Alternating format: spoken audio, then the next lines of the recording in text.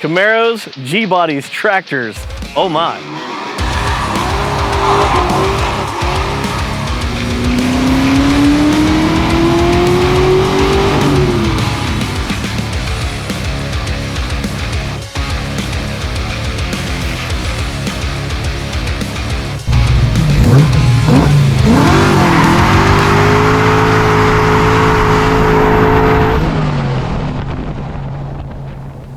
We all know that the Chevelle reigns king of the muscle car, but occasionally you get an opportunity to build something next level. This is the Cloud9 Chevelle.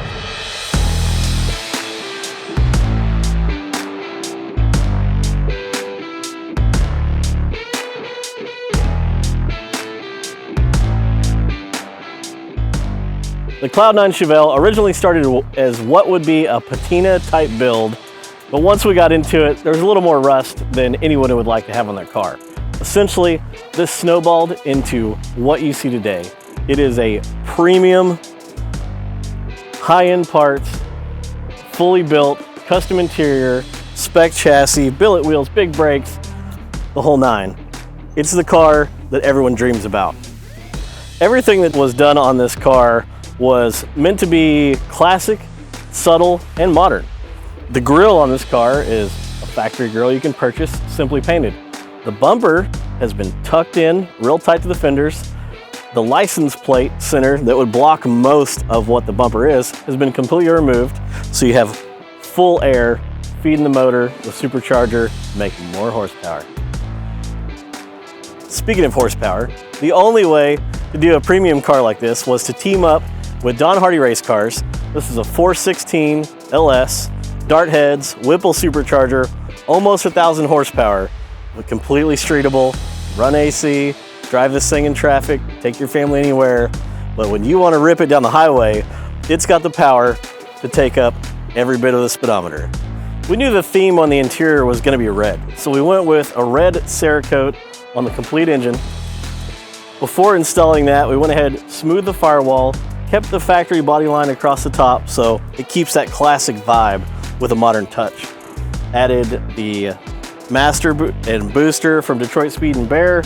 Took a factory set of wheel tubs and extended those down to fit the spec chassis. If you've built a supercharged engine before, then you'd know that it requires a heat exchanger. You have to get the heat out of the engine. So the way to do that with this setup was a cooler built in between the frame rails, but everything is hidden, goes underneath the car to the back to a very large water tank to disperse that heat over time, keep your intake temps nice and cool. The PCV system on this thing is also pretty big and substantial because you're making 16, 17, 18 pounds of boost. You need to release the pressure out of the crankcase. All of the hoses on this thing coming out of the top of the valve covers go underneath, hidden, so it's a nice clean look. Come over to a custom tank with built-in China walls to keep the oil inside and release the pressure through a nice little K&N filter. When you're making this much horsepower, things might get spicy. So if this radiator ever wants to overflow, we went ahead and built a large expansion tank right on the fender, blends right in, body color, you'll never notice it's there.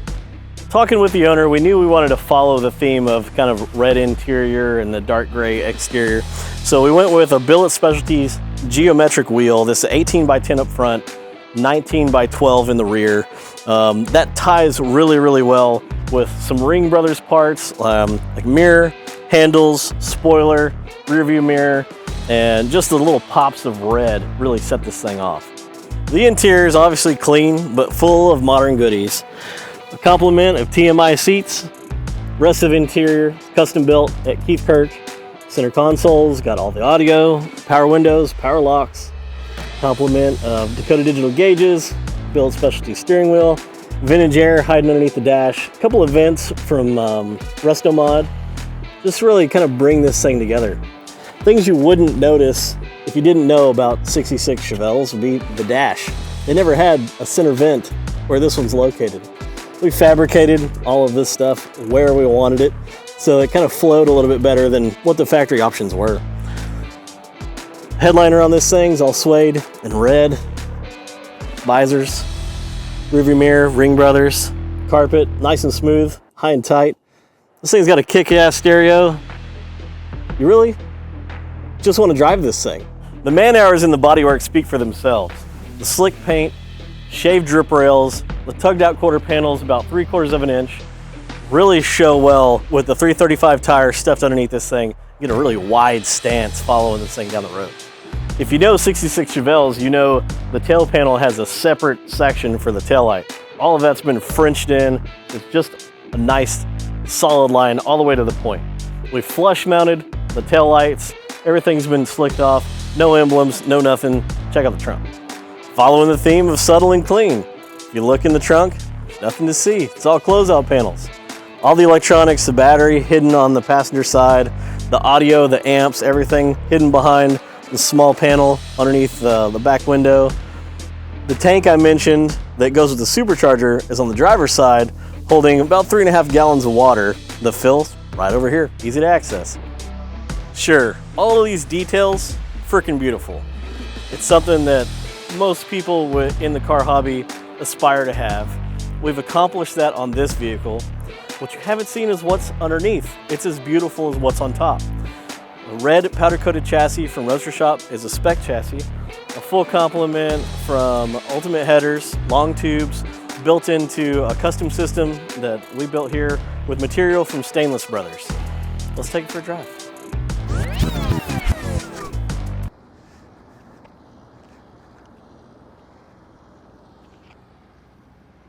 Dude, dude, dude, dude, dude, dude, dude, dude, dude, dude, dude, dude, oh, dude, dude, dude, dude, dude, dude, dude, dude.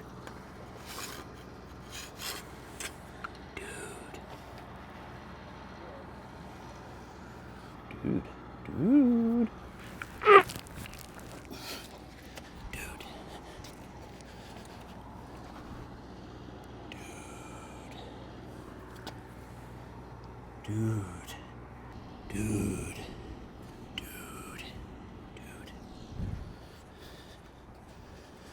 Dude. Dude.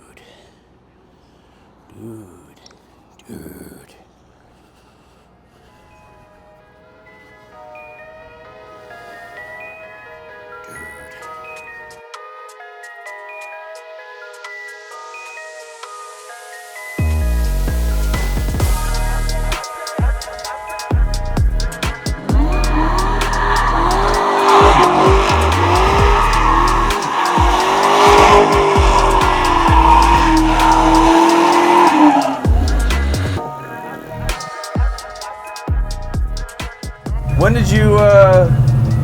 When did you start on this one?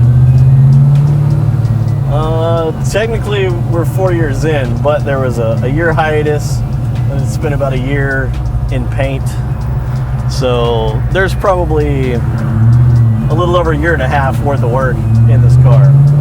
The guy that owns this car, his neighbor had it, just kind of a rusty car in the back.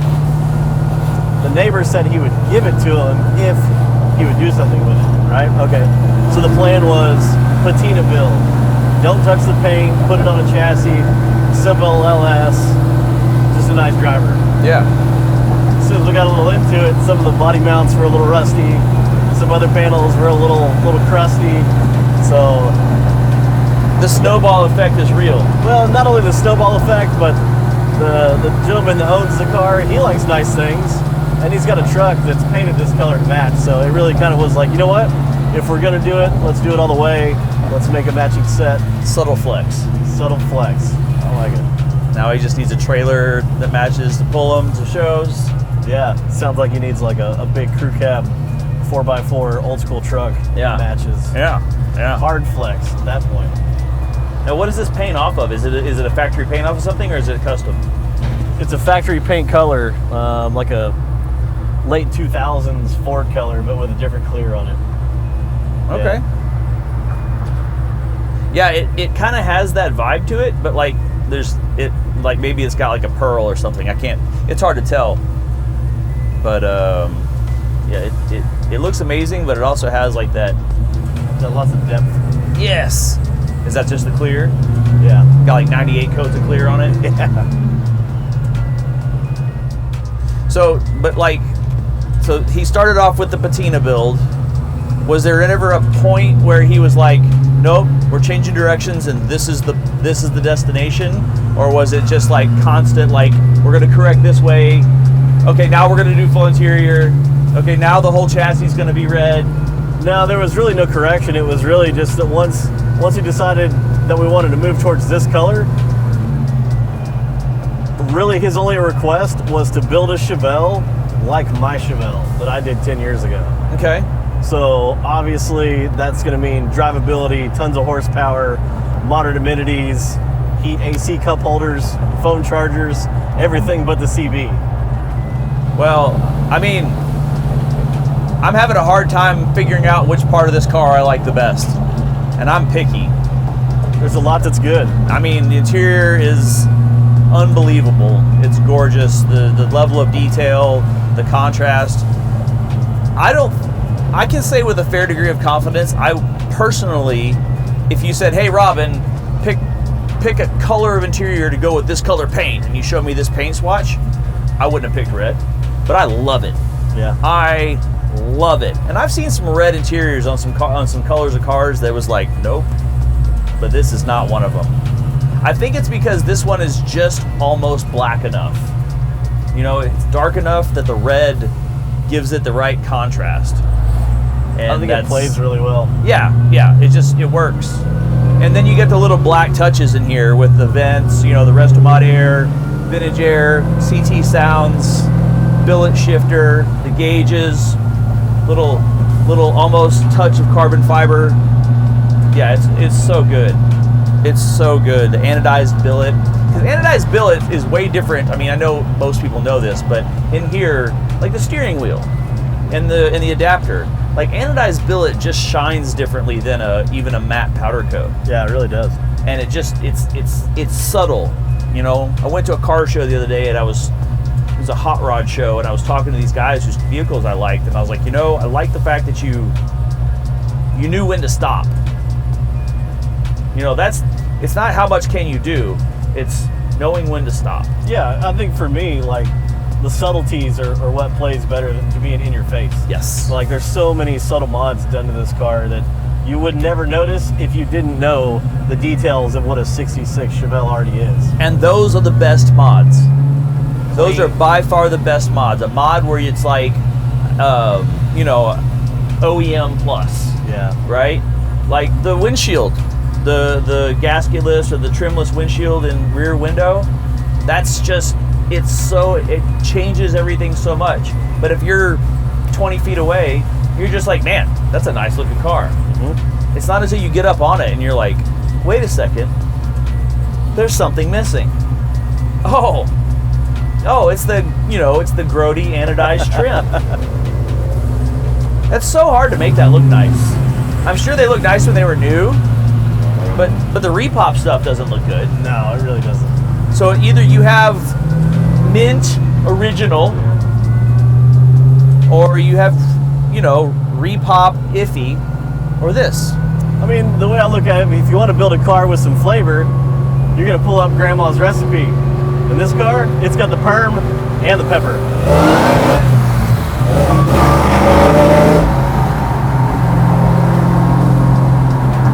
Just got to put a little bit of that slap your mom on it. The boldness to powder coat the frame red, knowing that it's visible, knowing that it's going to, like, you know, any car where you see a detail and it puts you on the hunt for more details, you're like, oh wait, I just found this. What else can I find?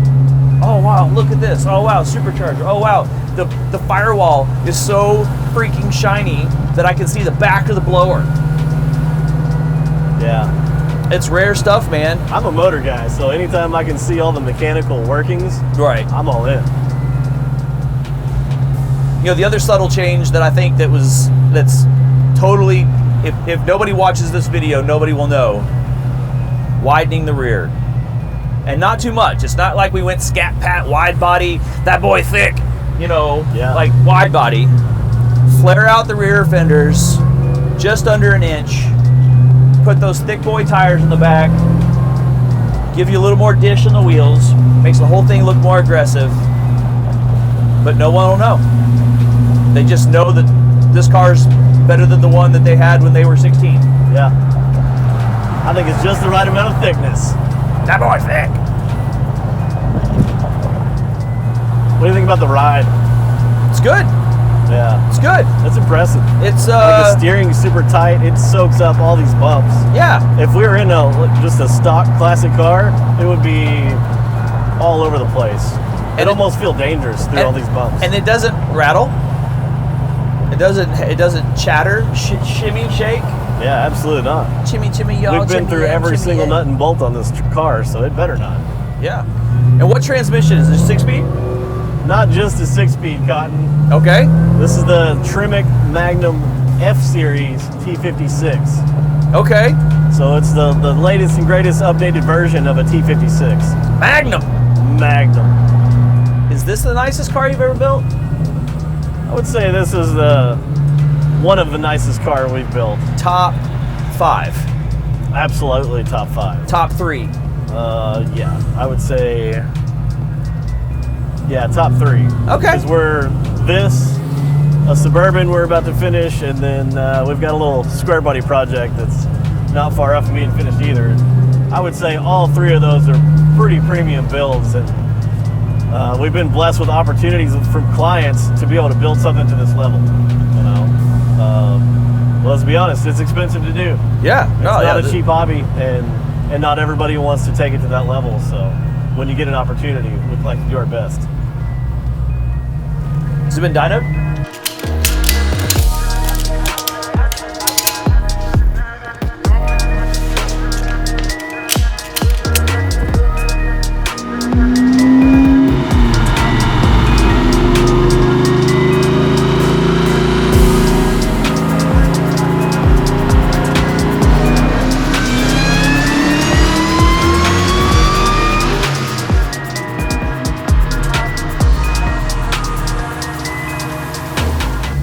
Been on the dyno. What it turn? So on the dyno, we were 760 and change. So on the engine dyno, when this thing was broken in, it made 873. Okay. We're talking 93 pump gas, simple street tune, no race gas, no bullshit. Right. Almost 900. And that's really like a perfect number. Yeah. No, I agree. You try to push it beyond that, you start having to use race gas, methanol, injection. You're breaking stuff. Yeah. Or you're gonna problems. It's real race car problems. Or you're gonna loop it in a corner. You know, you can't let anybody else drive it because it's undrivable. It's like it's too much. Yeah, it's just too much race car. Wow. That's a weird thing to hear you say. Oh, you gotta have perfect race car. This is a fucking perfect race car.